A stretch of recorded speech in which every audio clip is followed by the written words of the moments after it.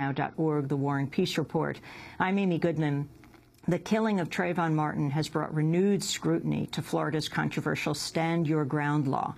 Backed by the National Rifle Association, the law expands the right of citizens to claim in self-defense in the killing of others.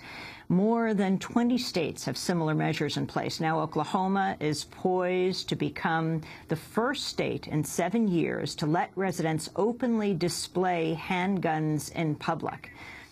In a moment, we'll be joined from Washington, D.C. by Carolyn Brewer of the Brady Campaign to Prevent Gun Violence. And still with us in Orlando is Reverend Glenn Dames, who is the pastor of the St. James AME Church in Titusville, president of the North Brevard Ministerial Alliance, and former president of the North Brevard NAACP. I want to go to Carolyn Brewer. Talk about this law. What exactly does it mean? What the law means is that people who have been licensed to carry concealed weapons can carry those weapons outside of their home in places where they, under the law, have a right to be, and they can use those weapons if they feel that their lives are being threatened or that they have witnessed someone who is about to commit a felony or who is in the commission of a felony. The Stand Your Ground legislation, Reverend Dames in Orlando, the Stand Your Ground legislation, was it controversial at the time of the passing? Was the NAACP, was your church involved with opposing it? Everybody was involved.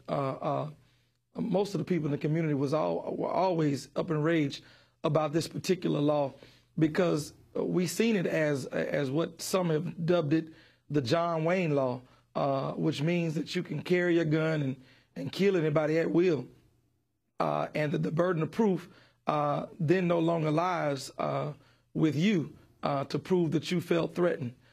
This is absolutely ridiculous, and we're calling upon Governor Scott now to repeal this law on legislators.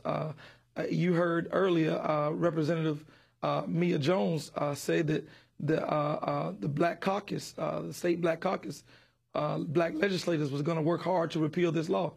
I think that to be the #1 goal, and I think that we should call it Trayvon's reversal, because this is a heinous law that should not be on the books because, as you can see, you have people use it the wrong way, and it hurts and kills families, destroys them. And at a time where we should be focusing on the family, we don't need people who destroy families with this law. Carolyn Brewer, talk about the NRA's involvement with it and the legislation that some call the Shoot First legislation, others call it Stand Your Ground, that is spreading now, and what exactly is happening in Oklahoma, the first state where you can carry, you don't have to conceal your gun. Well, the NRA back in 1987 was successful in getting Florida to pass the first concealed weapons law. So Florida has been the NRA's utopia for testing terrible gun laws that loosen regulations about who can carry guns and where they can carry guns and how they can use those guns. So this has been going on for quite some time, where the NRA has been able to go to Florida and get the legislators to pass laws that liberalize who can carry guns.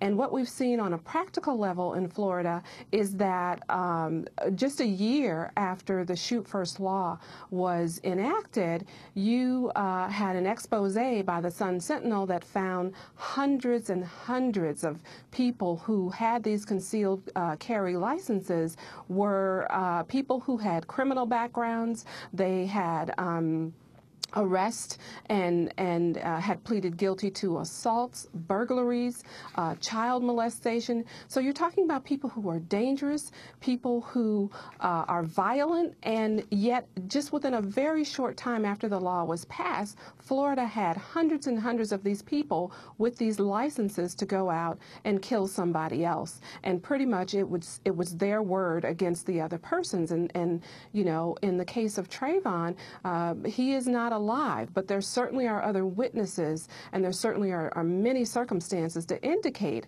that George Zimmerman did go after this young man, that he was not really a threat. But you have this happening in Florida. And you have it happening in states all over the country where about half the states in the United States have shoot-first laws, and the majority of states in the United States have some kind of concealed carry law. And right now in the U.S. Senate, just last week, a bill was introduced by Senator Begich of Alaska that would allow people like George Zimmerman to travel across state lines and take their guns with them. They would legally be able to carry their guns, for instance, into Times Square. So these people, the NRA has been successful in allowing people who are dangerous and are criminal to be able to carry guns and to be able to use them against our families and people in our communities. They have made us a much less safe nation. And Caroline, Oklahoma? I am not up to speed on the recent legislation in Oklahoma, but I do know that there have been and there's been an effort by the NRA to once they are able to get concealed carry, then they go for permitless concealed carry. They keep pushing and pushing until their vision is realized, where just about anybody can get a gun and they can take that gun anywhere legally and they can use that gun. So that's what you see being done by the NRA in states all across this nation.